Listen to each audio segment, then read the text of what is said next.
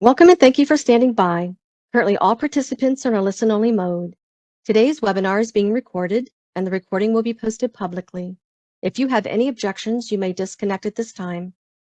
Now I'd like to turn the call over to your host for today, Linda Lee. Thank you, Lisa. Good afternoon, everyone. My name is Linda Lee, and I would like to welcome everyone to the Exploring Census Data webinar series, where we present data available from the Census Bureau by topics. Now, other features of the webinar is to include real-life examples so that you can see applications of the data. You'll also have the opportunity to ask our subject matter experts questions throughout and after the presentation using the Q&A feature. This presentation is recorded and will be posted on Census Academy within a few weeks. Now, our topical series has been around for several years. On this slide, we have included 2 links for you. The first one is to learn more about the series, and the second link is easy access to webinars that we have archived from previous years. Today, we will be looking at census data related to the housing and real estate, where you'll be able to learn about both business and demographic data available to help you with your research and make informed business decisions. With that being said, we have 2 speakers today from different program areas that will be showcasing their data and demonstrating how to access the data. Up first is Ms. Amanda Klimek. Amanda is a supervisory survey statistician with the American Community Survey. Amanda has extensive knowledge on the demographic and economic characteristics related to today's topic. She will be showcasing elements from the ACS related to today's topic, as well as demonstrating how to access the data. And next we have Mr. William Abritis. William, who also goes by Bill, is the chief of the Economic Indicator Program area, specializing in construction programs. Bill will be presenting business statistics related to housing activities. He will also be diving into the details of the building permit survey and showcasing selected data points. Now, before we dive into today's sessions, please take note that we are utilizing technology off-site, and we aim to provide you with the best experience possible. Should we experience any technical delays, please utilize the chat feature to let us know of issues, and we will mitigate them as soon as possible. So on today's agenda, we will start off with a brief section about the Census Bureau, and then we will dive into the American Community Survey, and then the Building Permit Survey. And after the presentations, we will close out with a Q&A segment. The Census Bureau is the federal government's largest of the 13 statistical agencies, where we conduct over 130 surveys each year. Some of our more well-known ones are listed here on this slide. So first on the list is the decennial census that many people recognize, taking place every 10 years, counting population and housing. And next on the list is the American Community Survey, which is a yearly survey on the nation's population. Now, from the business data side of the house, we have the economic census that measures American businesses. And the economic census has a public sector counterpart called the Census of Governments. This is the official 5-year measure of the nation's state and local government sector. Now, when it comes to our data, a pyramid is a good representation of the relationship between timeliness and details. So at the very top of the pyramid, we have high frequency programs. There were bi-weekly, so data are released on a bi-weekly basis with less details available in comparisons to the programs on the lower levels in the pyramid. Now, as you slide down a tier, you'll see that these are the monthly and quarterly. And these surveys are timely, and they do include the nation's key economic indicators used for tracking and reporting the GDP. Now, as you move down another step, they are the annual surveys. These are surveys that provide data for nearly every sector of the economy. Data from these programs are useful for helping to analyze trends. And when you go down another step, that's the economic census that takes place every 5 years, and it is our most comprehensive source for business data. Now, when you go down another step, the base of the pyramid, that is the administrative data that serves as the foundation for all of our statistics. About the economic census, it is a mandatory survey that is conducted every 5 years, and it is our most comprehensive source for business data. The data covers 19 economic sectors that encompass 950 North American industry classification system industries, spanning over 21,000 geographic areas. This slide shows some of the basic information that is asked on the survey. The basic information such as employer ID number, physical location, primary business activity, and it also asks questions related to revenue, employment, and industry-specific questions. Now, an important thing to know is that estimates are also acceptable. So it's important to note that most companies do not receive the economic census. The economic census only collect data from businesses with employees. So out of 30 million businesses in the United States, about 8 million of those have employees. Now, out of those 8 million, about 4 million businesses have received the invitation to respond. And we are here to reassure everyone that the invitation to respond is legitimate. The letter on this slide to the right was mailed out earlier this year. It is an image of the official letter, but we do also have additional methods to verify the validity of the letter on census.gov. Now, you may notice that the response deadline is March 15th. Now, although the response deadline has passed, it's not too late. We are currently in the process of non-response follow-ups.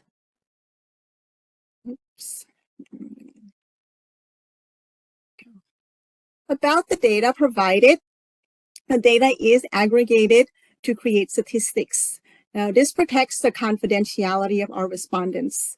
The data is used as a statistical benchmark to other business programs, which makes economic analysis possible.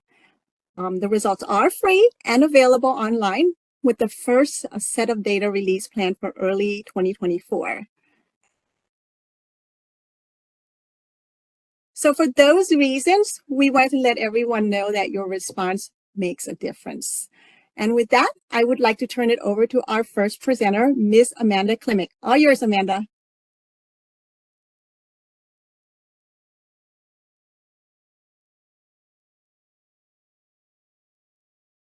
Good afternoon to everybody. Good morning to everybody who's on the West Coast. Thank you for joining us today for our webinar. I thank you, Linda, for putting this together. And I also just, I wanted to give a brief introduction to the ACS. So we'll be going through many different topics today in the ACS that relate to housing, and we'll show you sort of the power of how housing variables in the ACS, which is a household survey, can give you a really sophisticated picture of sort of the economic landscape of real estate and housing.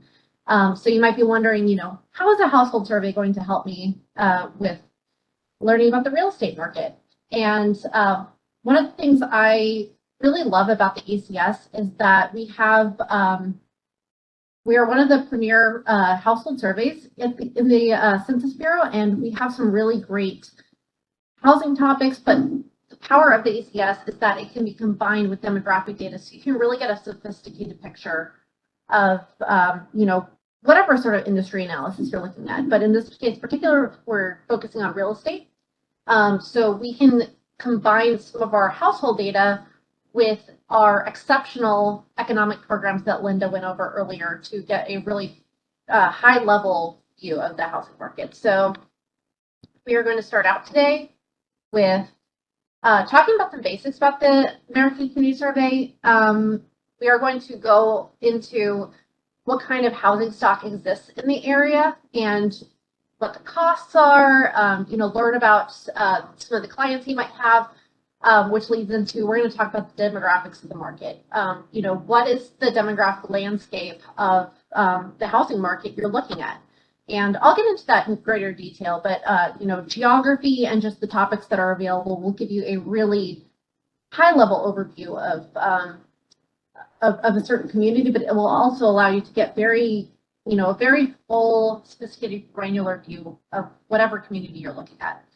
Finally, I will give you some opportunities to stay connected and learn more. And then I will pass it over to Bill, who will talk about, we're kind of covering in this first section the existing landscape and the existing housing market. And Bill will talk about, new residential construction and sort of what is coming up. So, what is going to be available, what's in the works with the housing market. So we're really trying to do sort of a past to future view here. In general, we like to go over the basics of the ACS in great detail. We've gotten feedback that it would be it's advantageous for us to just really dive into what you guys are here for, which is real estate. So if you hear any of this really great ACS data and you really want to know more, you want to know more about the the methodology, best practices, so on and so forth, you can go to census.gov/academy, and that's actually where this webinar will be posted. But we have an existing course module that will teach you a really high-level overview of the ACS, so you can delve a little deeper into the ACS in general and learn more. So the ACS is a household survey. It's the nation's most current, reliable, and accessible data source for local statistics on critical planning topics. And it surveys approximately 3.5 million addresses each year. The data are collected continuously throughout the year to produce annual social, economic, housing, and demographic estimates. And the data collected through the ACS help inform how trillions of dollars in federal funds are distributed each year. Our estimates cover more than 40 topics. We will go into detail about more of those later on, and support more than 300 known federal uses and countless non-federal uses. So the U.S. Census Bureau typically releases 3 different sets of data estimates from the ACS each year in the form of 1-year and 5-year period data sets, as well as 1-year supplemental estimates. And if you want to know the difference between those, the magic number to remember, keep in mind, is 65,000. So 65,000 and above, if you have a geography with a population 65,000 and above, that will be in the 1-year data sets. And that generally includes, metro areas, states, larger counties. There's a handful of larger counties in each state that have above 65,000 in population. So that will give you the access to the 1-year data estimates. And for the 5-year period data estimates, they come out about a year after, about a month after the 1-year estimates come out, and they include communities with populations 20,000 and above. And then everything else is included in the 5-year estimates, so that's down to the census tract and block group level.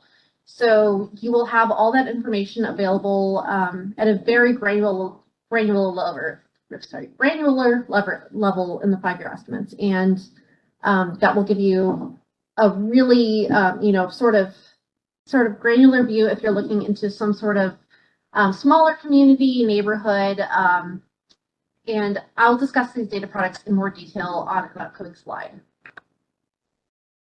So the content collected by the ACS can be grouped into 4 main types of characteristics: social, demographic, economic, and what we're here for today is housing.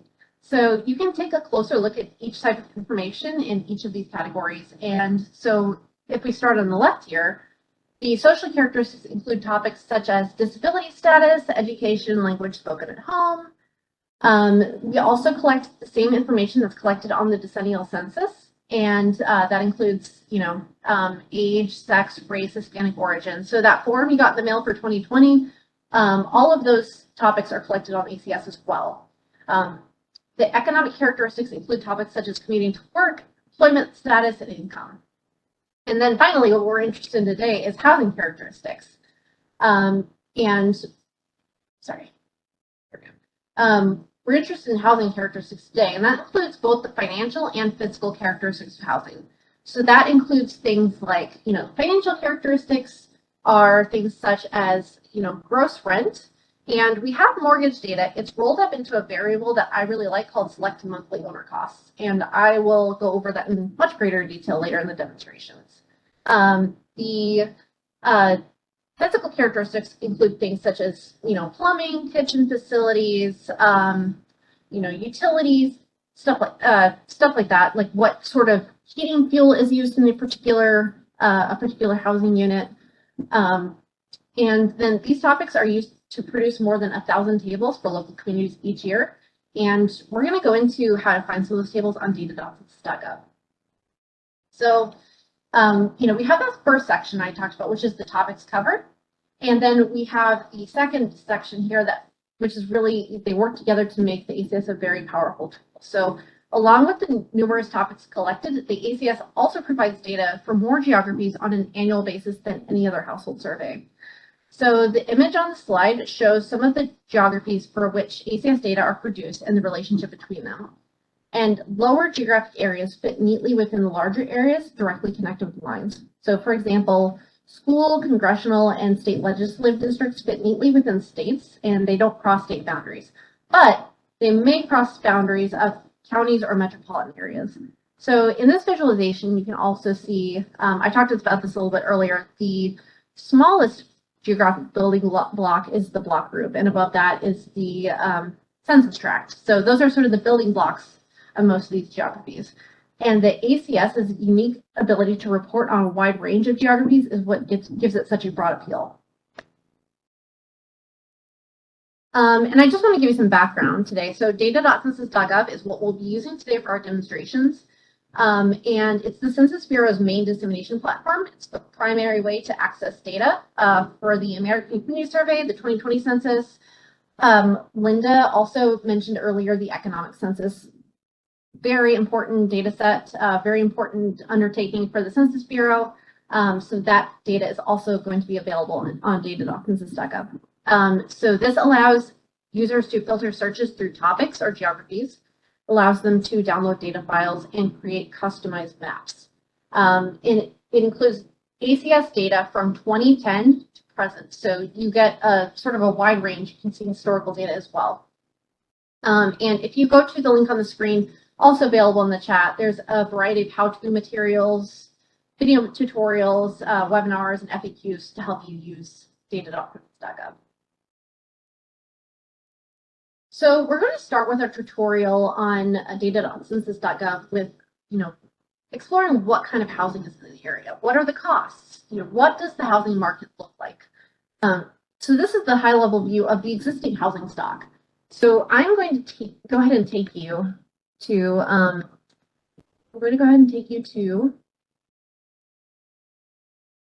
we're actually going to start off with the Census Bureau website. So census.gov/ACS.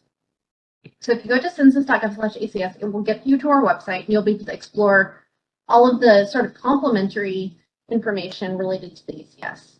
We are going to go to, we're actually going to go to technical documentation. And here's the reason I'm taking you to this. We're going to go to code list, definitions, and accuracy. And I'm going to scroll down. I'm going to go to subject definitions. And this link is also available in the chat as well, if any of you missed it. So this is actually a really powerful document for the ACS in general, but especially for housing variables. For housing variables, there's a lot that goes into them. They're one of the more complex, topics we have on the ACS. There's a lot that goes into housing in general. You're paying utilities. Your house was built at a certain time. So there's actually a whole entire section in this document on housing variables. And if we go to selected monthly owner costs here, this is one of the variables we'll be covering today. If you go to selected monthly owner costs, you'll be able to see how the variables in the ACS are actually defined. And this is really powerful because you'll be able to see, what is this measuring? When I look at this data, what am I actually looking at? So selected monthly owner costs, it shows you a full description of what's included in this. And I think this is a really powerful variable because it not only includes, a lot of times we have so much data on mortgage prices and how much housing costs, but what are people actually paying? So selected monthly owner costs not only includes mortgages and mortgage mortgage topics and mortgage variables, but it also includes, what are people paying in real estate taxes? What are people paying in insurance, utilities, fuels, condo fees, mobile home costs? It takes all of those and it rolls it up into one variable. So I think that's really cool because, mortgage is just one part of the housing equation when you talk about people, paying for housing. And this gives you a more nuanced view of what are people actually paying for housing in a market. I think that's a really powerful way to look at the housing market. And if we go back to, we are going to go to data.census.gov. This is also in the chat. So we're going to go to data.census.gov. You can feel free to use the type ahead search here. It works just like you would search on Google. I prefer to go to the advanced search because it allows you to really customize what you want and it gives you suggestions as well. So I'm going to go to topics and I am going to go to housing. And this section shows you all of the housing topics that are available. I'm just going to click on housing in general because we're going to get a holistic overview of what's available with housing. If I go to geography, I am going to go to county. And while that's loading, I'm going to take a look at county level data in Maryland, in specifically Prince George's County, because that is where the Census Bureau headquarters is located. So if you click on geography and then you click on county, it will allow you to see what's available here. And it's taking 1 second to load. All right, so we're going to go to Maryland.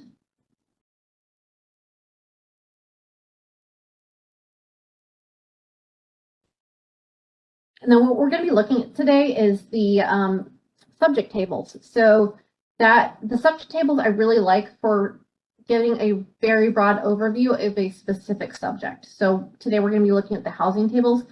Specifically, we're going to be looking at the financial characteristics of housing.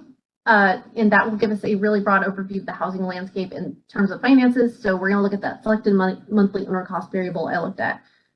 If you are also interested in looking at the rental market, just as a comparison, this will allow you to do that too. So it's a very powerful search that you're able to do on housing variables. Tables. So while it's loading the tables, are going to go to, so when you put in these topics, it will allow you to pull up everything that's available for housing in Prince George's County, Maryland. So whatever level of geography you're interested in, if you're interested in a zip code tabulation area, or for instance, a metro area, that's again part of the power of the ACS, is you can look at the real estate market for several different kinds of markets. So we're going to scroll down. You can click on any of these tables and it will take you to a table view, and then you can also scroll through and look at any of the tables and see sort of what's available in the table. And really the best way to get into the data is to just do a quick deep dive into it. We are going to start out by looking at this financial characteristics table, just because off the top of my head, I know that's the table I want. So that's the table we're going to start with. And this is a really great table because it shows you, things like household income, monthly housing costs, and then monthly housing costs as a percentage of income. And so this is where we get into so household income. You all are familiar with that. But this monthly housing cost, this is that selected monthly owner cost I was showing you earlier. So this shows you the housing cost for all occupied housing units, but then this shows you occupied housing units. So this is where you're going to want to look here. So these are the distribution, and then it also gives you the median. So this right here is the median selected monthly owner costs in Prince George's County, which is $1,927. And then over here is, if you're interested, this is gross rent, which you can look up the definition of gross rent in the subject definitions document that I showed you earlier. But this will also give you information about the rental market if you want to compare it to the real estate market. So this is just a really powerful table. I really love this table. It gives you a really broad overview of the housing market, and also shows you like what's the housing burden. You can look at household income, and you can compare these housing costs as a percentage of household income. So you know, this is a really great table. I really love promoting this to people because it's just a way to look at the housing market in a way that isn't provided by like you know, those housing websites, those where you go on and search for houses, and they have some great models, but this is really more holistic view of what's going on in the housing market. All right, so we are going to go on and look at what are the demographics of the market. And this is less to do with housing and more to do with just, you know, what are the demographics of the area that I'm looking at. So for this, I'm going to show you, so I've showed you kind of how the geography and the topic section works. So we're going to go back in, and we're going to go back to Maryland. We're going to still stay with Prince George's County. This time we're going to go to surveys. We're going to go to American Community Survey. We are going to, I think we can stick with 1-year estimates for this. Let me take a look. And we are going to go to data profiles. So remember earlier I said the magic number was 65,000 and above. So if you believe that the area you're looking at is 65,000 and above, you can use the 1-year estimates. And if not, try the 5-year estimates.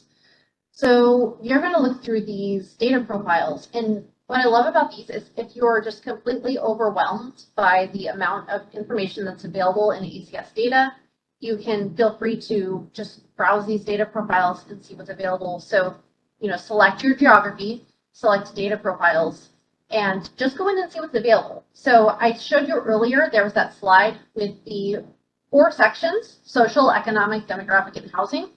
There is one data profile for each section. So we have DP05, which shows you demographic information. If you want to know, you know, age and sex, race, Hispanic or Latino, citizen voting age population, social characteristics, you know, it includes educational attainment, you know, language spoken at home. These are all really great topics to know about if you want to know sort of who your clients are, and how, you know, if you want to do some sort of marketing campaign or something in a specific area, you know, marital status, who lives here. This gives you an overview of who lives here. Economic characteristics. This gives you information on employment status, commuting patterns. I've talked before about how commuting patterns are also a really important part of the real estate market. So you can see how people commute to work in a specific community. And then this last one, of course, housing, gives you a really broad overview of the existing housing stock. So, you know, it'll show you the units and structure. So it shows you how many one unit detached, multi-unit, your structure built. And then if you scroll down, you can see, again, our selected monthly owner costs. So gross rent, you can see that broken out. So if you want to start with like one specific table to give you a broad overview of the housing market, I would suggest starting with the data profiles. So yeah, that's a very, very broad overview of what we have in the ACS. But if you want to know more, you can feel free to stay connected with us. I'll give you some information on how to do that. You can browse data.census.gov yourself. So I will give you some information on how to stay connected and learn more. You can go to our main page, census.gov/ACS. I showed you a little bit about this earlier. You can find some great documentation on how to use the ACS. And then finally, as I begin to wrap up my section, I want to invite you to stay in touch with us. So one way to do that is by telling us how you use data from the ACS. If you or your organization or your company have used the ACS data to make an important decision, help your community, expand your business, if you had just a really cool outcome of using ACS data, we want to hear about it. So please share your story with us and, let us know. So data enthusiasts across the country can, sort of view what you've done and get inspired. And this also allows us to further support for the importance of the data we collect at the Census Bureau and is a great way to promote our data. You can also consider joining a group we have specifically for users of ACS data, and it's known simply as the ACS Data Users Group. It includes a website and online community with over 4,000 members where you can share messages, materials, and announcements related to the survey. So this is free. This is completely free. It's open to all interested data users. And finally, you can sign up for and manage email alerts from the ACS. We have monthly events and updates emails that will alert you to when new materials are available. So when the 2022 1-year and 2018 to 2022 5-year estimates come out, you will be the first to know about those. So you can stay updated on our new data releases. And you can visit the QR code under each icon to learn more about these resources. And with that, I would like to turn it over to Bill to talk about, I've talked a little bit about what's already existing. I'd like to hand it over to him to talk about like the business side of it and, how to learn about what's available and what's upcoming. So, thank you. I like to think of the Building Permit Survey, or BPS, as the foundation of our construction indicator. The survey asks local governments how many new residential units permitted and their valuation. Estimates produced by this survey are 3 construction indicators: new residential construction, new residential sales, and construction spending. But beyond its incorporation into these indicators, this publishes a wealth of granular geographic estimates. Monthly and annual BPS releases provide data users with estimates at a U.S. total as well as by region, division, metropolitan area, state, county, and jurisdiction. These granular geographic estimates also help inform local population estimates. When it comes to the strengths of the BPS data, we like to say it's leading, large, and local. Because permit issuance is the first step in a construction project, BPS serves as a leading indicator for new construction activity. Furthermore, our sample is large and local governments tend to be pretty good. And because permits are public information, we can actually release detailed local data for all permit issuing jurisdictions. To reduce the BPS estimates, we rely on a voluntary survey of the 20,000 permit issuing jurisdictions. Each month, we collect data from the most active jurisdictions based on their historical level of permit authorization. The roughly 8,400 places that meet our criteria account for approximately 99% of all units authorized. For the remaining low activity jurisdictions, we rely on modeling in lieu of direct collection. It's important to note that all places that are not included in the monthly collection are surveyed annually to ensure an accurate benchmark measures and to reassess activity levels for future monthly collection. As part of this design, every permit issuing jurisdiction is self-reporting, so all aggregate estimates are simply a summation of the underlying place level estimates. BPS data products include estimates of the number and valuation of permitted housing units.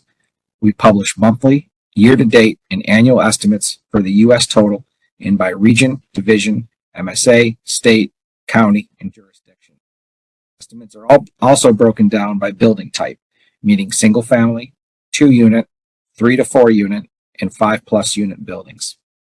The best place for our users to find this data is at the link shown on this slide.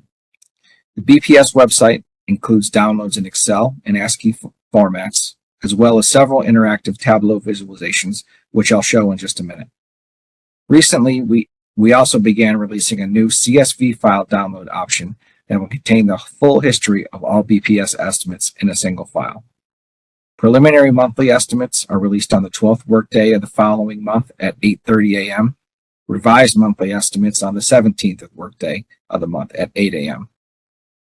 And annual estimates are released on the first workday of May, the following end of the reference year.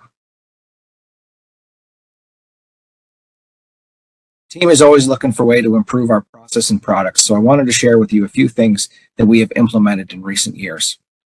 The first significant change we made was redesigning the monthly survey from a probability sample to a cutoff sample. While both designs produce comparable estimates for the state level and higher aggregates, the new design allowed us to begin publishing complete estimates on a monthly basis, while keeping our production costs and respondent burden essentially unchanged.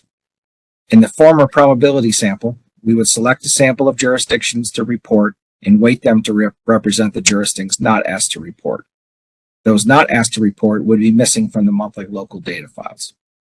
In the new cutoff sample, we have asked all jurisdictions that issue an average of 6 or more units annually to report monthly, and we model or impute the smaller jurisdictions not asked to report monthly. This allows us to target the jurisdictions issuing 99% of the units annually in the monthly survey. To put this change in perspective, prior to the transition, the probability sample supported publication of estimates for roughly 8,500 jurisdictions in 900 counties monthly. With the cutoff sample design, we're now producing monthly estimates for more than 19,800 jurisdictions and 3,000 counties. And as a reminder, our annual survey still collects data from all jurisdictions, allowing us to get final estimates from the smaller jurisdictions that are not in the monthly collection. The second significant change we made beginning in January 2023 is what we call our continually updated universe. To understand this change, it's important to understand the history of permit issuance in the country and collection on the BPS survey. While the roots of the survey date back to 1889, Census took over the survey in 1959, and the first comprehensive list of permit issuing jurisdictions, or our permit issuing universe, was established at about 10,000 places. At that time, many jurisdictions still did not require a permit for construction. In order to measure growth and not the change between jurisdictions switching from non-permit to permit, Census decided to lock the target universe for approximately a 10-year period. After 10 years, we would add in all the new permit issuing jurisdictions, issue a new target universe, and draw a new sample. By 1972, the universe grew to 14,000 jurisdictions, and in 1994, we hit 19,000. Since 2014, we have largely stabilized at about 20,000 permit issuing jurisdictions, and we know now that over 99% of all units built in the country already require a building permit. The prior need to hold a universe constant for accurate measurement was no longer a significant issue, and the 10-year waiting period to add new jurisdictions to the universe became something we wanted to improve on. In 2023, we began what we are calling our continually updated universe, where we added all the new permit issuing jurisdictions we knew of since 2014, with a plan to add any additional new ones annually going forward in the January monthly data. This allows us to be more timely in capturing and measuring jurisdictions that become permit issuing. It's important to note, though, that we're not surveying these non-permit issuing places monthly or annually, so there may still be a lag in their change to when we actually find out about the change.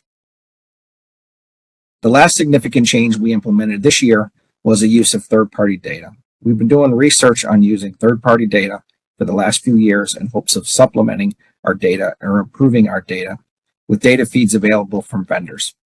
Currently, we are receiving permit information through data purchased from Construction Monitor, LLC. We've been working to use data science methods to process and ensure alignment with BPS classifications and standards prior to aggregation and inclusion in any estimates. Initially, our focus has been to use this data as a replacement for jurisdictions that do not self-report to us.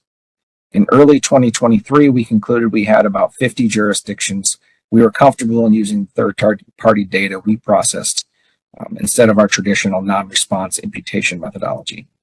We hope to continually improve on this going forward as we review and classify more of the third-party data in additional jurisdictions. The team is also actively researching several new improvements that I wanted to briefly mention. The first we are working on is adding micropolitan estimates to our metropolitan data. We hope to have that ready to begin. Next, we are currently researching the methodology for monthly revisions. The current methodology has us release initial estimates about 12 working days after the close of the month and revised estimates about a week later. Monthly data received after revised does go into our year-to-date estimates and annual program, but does not change the initial monthly totals for that month. The research would be to quantify the benefit of a longer initial revision period, allowing more late data to come in for the revised monthly estimates. Another area of improvement would be to continually build on our continually updated universe. We would like to decrease the lag between when a jurisdiction switches from non-permit to permit through more frequent contact with non-permit issuing jurisdictions. This is generally done by mailed form every 5 years currently, and we would like to explore options of prioritizing which jurisdictions may be most likely to change and increase the contact frequency there. As I mentioned earlier, in 2023, we implemented the use of third-party data for about 50 jurisdictions. As we move forward, the team intends to continually increase the usage of this data as a replacement when a jurisdiction does not report to us. And before we wrap up, I'd like to briefly show you our BPS interactive visualization tools, 2 of which were just released in May of 2023.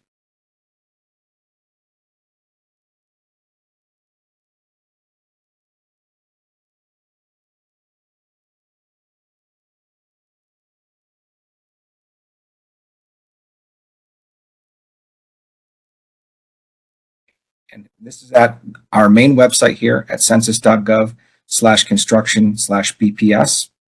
And from this main page, we're going to go down and choose visualizations. This page, we have 3 to choose from. I'm going to choose the first one we released first, the time series and table tool. Notice when you first get into the screen, it's going to be set to look at state data. You'll have all 50 states graphed on an annual basis for all the years. And the best thing to do for this is to start narrowing down what you're looking for. Texas as an example. Highlight all the states. I'm going to select Texas. I just have one shown. I'm going to change the geography type to county. It's best to do this because it is a very large data set. So the further you can narrow it down by state or county before you change the geography type definitely helps in how long it takes to return the data. So at this point, you get all the counties in Texas graphed over annual period. And from there, I'm going to do the same thing. I'm going to take the counties. I'm going to unselect all of them. And then I am going to select Harris County. So again, you get one on the map, and then I'm going to change the geography type down to the place level data. And then you get here the places within the Harris County and how they did over our annual data back to 1990. Now, a few more features on this. From this graph view, you can actually switch this button right here. We'll take you to a table view, and you can look through the actual data that's making up this graph. This button down here at the bottom, choose a format to download. If I were to choose a crosstab, I could get this data in Excel format. At the top here, we also can change from annual to monthly data. And going back such a long period for monthly does look a little busy, so I'm going to shorten the time series here maybe to look at just the last 3 years of monthly data for Harris County.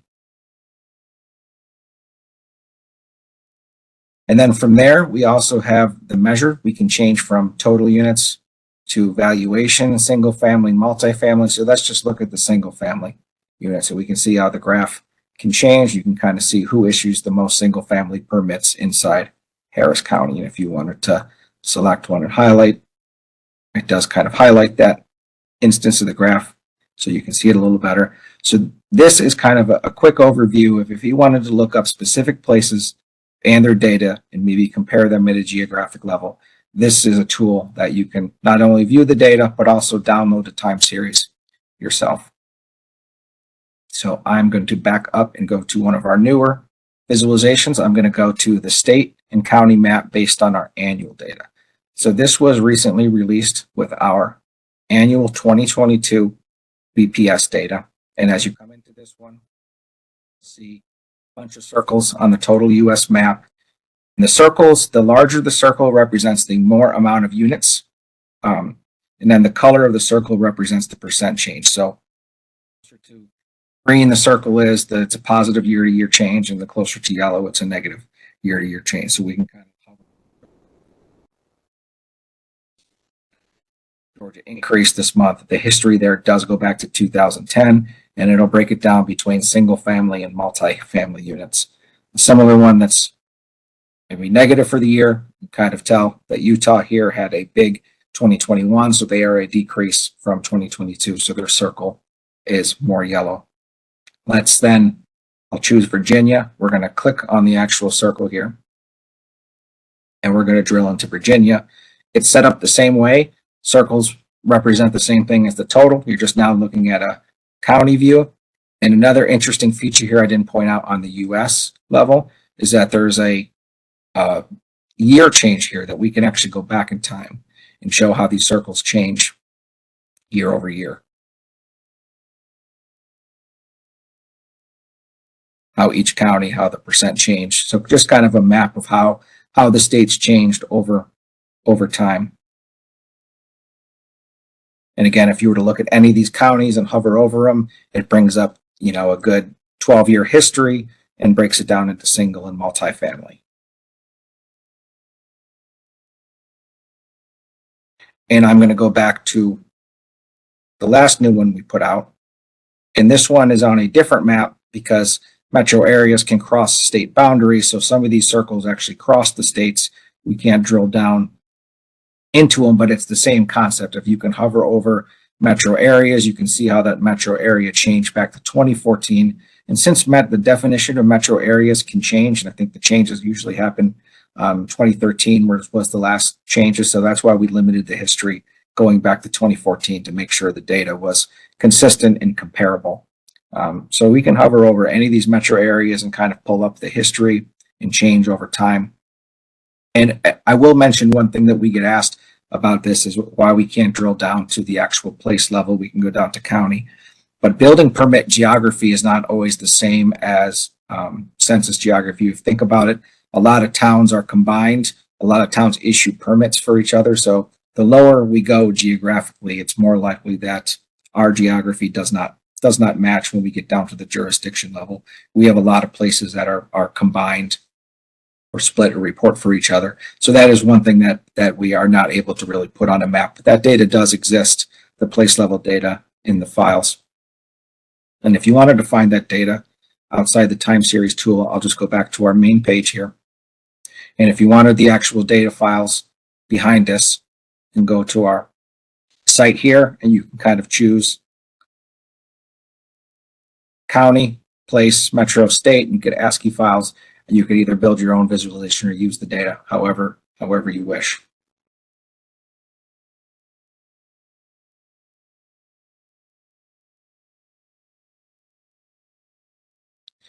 So that concludes the demo, and I was going to leave my contact information up here. If anyone has any questions on BPS, feel free to reach out to the branch or me personally.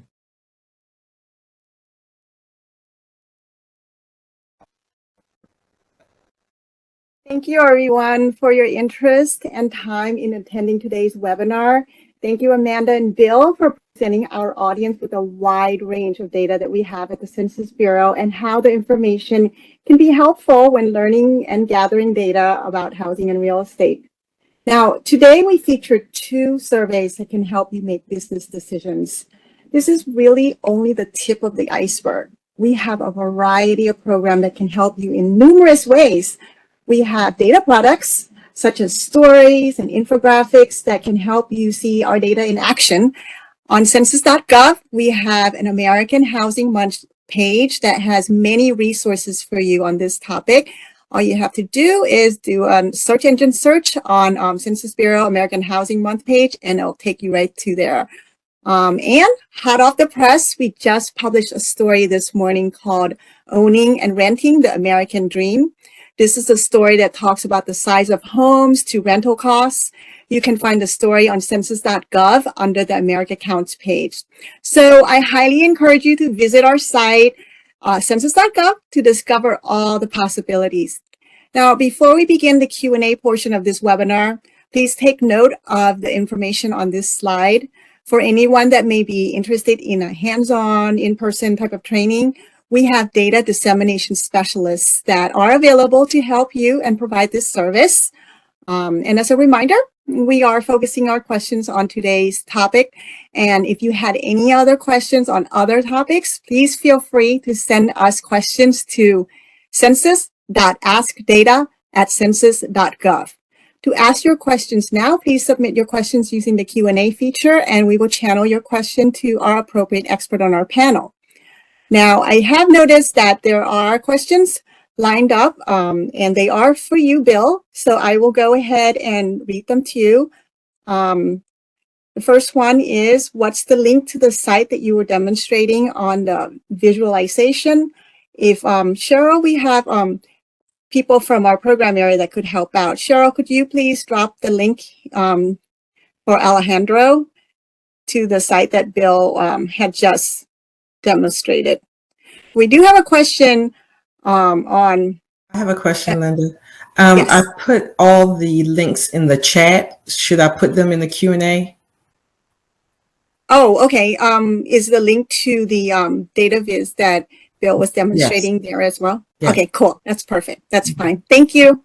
So all the topics that Bill discussed, I put links in the chat. Okay, perfect. Thank you so much. You're welcome. All right. So, Bill, the first question for you is, can you view MSA permit data against one city? So in the we go back to the visualization.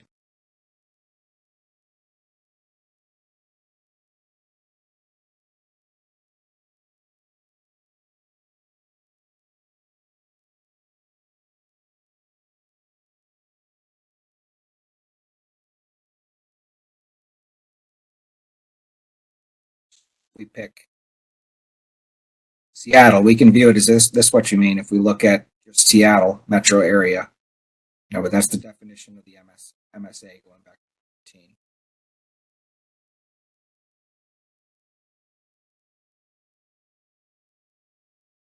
That answer the question. So this is all metro areas.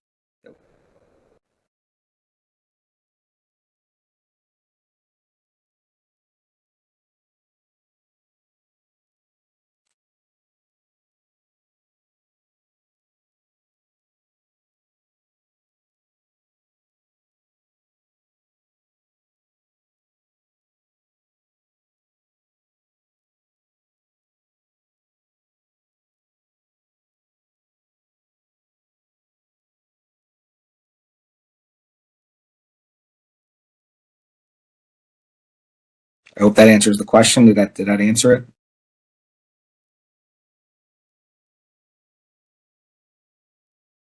I couldn't hear. We were experiencing audio issues throughout parts of the presentation. I couldn't hear the response. I'm not sure if others were able to hear the response. So for the question, I said if the question was if we can look at specific city data or MSAs, I think this visualization, the MSA map, should be able to highlight any MSA that we publish and look at those individual cities. I was just highlighting Seattle here.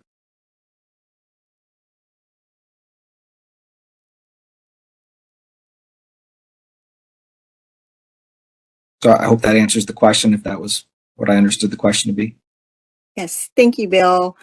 We also have another question related to the creation of the visualization, what software is used, and if we create them ourselves, or do we have services that create them for us?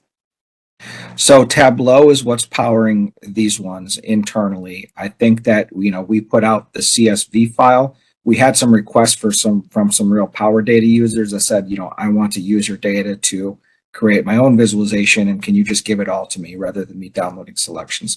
So the CSV file is out there. I will warn anyone trying to use it. It is a very large file. We're talking many jurisdictions going back multiple decades. So I would really encourage, there's a sample file here. It's called the master data set. I And also put the link for that in the chat. So that is there. I would highly recommend reading the documentation and the compiled sample file, because this is a file that's big enough that you're probably not going to be able to process it with like Excel.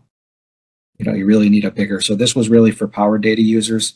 So I guess it kind of depends on what you want to do with it. I think our visualizations there are there for, casual data users that want to, look up information, compare things, maybe download some data. And I would say the power users that really want to focus on building something may want to use this large zip file. Great. There is also another related question, Bill, whether the data for BPS or other economic survey are available on API. So good question. So we do have some total level new residential construction available on the API. And the challenge we have with the API, I kind of talked a little bit about it on our map, is we don't match census geography because the building permit geography does not line up. So it's hard for us to map to the geography codes that a lot of the API uses. So the API has been kind of a challenge for us to utilize. We'd like to think about it a little bit more in the future, but the time series visualization tool was kind of our way to put something out that users could see in this without going through the API. And like I mentioned, the problem really gets down to the jurisdiction level. Our jurisdiction may represent a combined of 3 local towns reporting together. So it's not really appropriate to link that to the same census jurisdiction that would really only be representing that jurisdiction. So that's really our big challenge with building permit in geography when we try to link anything at the lower level below county. Thank you, Bill. We do have a question on methodology, wanting to know if methodology for BPS data, how it's imputed, and if the methodology has changed recently. Yeah, that's a good question. I think that we've got that. The last couple of weeks, this questions came up a lot, and we're trying to figure out a little bit of where it's coming from. So the actual methodology, when we don't receive a report and we have nothing to go on, there's an imputation process that generally uses past data from other places, from that place, and then a combination of other places. And I think the documentation may get a little too much for this webinar. That I think we're going to be putting something up on the web to maybe go into a little bit more detail. However, I'll say that we have not changed the actual calculation since at least 1997. So there's been some talk about imputation changing, and I can confirm that's not the case. But because of all these questions, we actually really just kind of took a deep dive into explaining the actual calculations in our imputation method, and we're updating the website. And if it's not up today, it'll be up shortly. So I would go to, I'll show you where exactly that's going to be.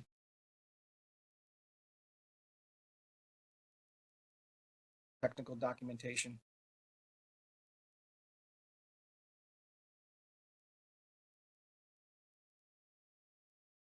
This non-response and imputation section here, we are going to expand this section right here. I think it might be a little bit too much of a deep dive. A couple minutes.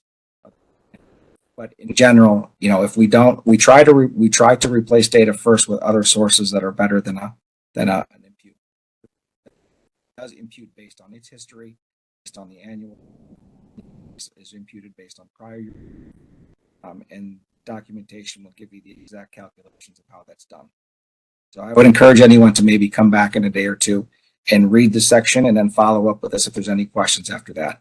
But as far as the main question, that methodology has not changed since at least 1997 and likely not changed since before then. Thanks, Bill. Now, in respect to everyone's time, we're going to take one more question.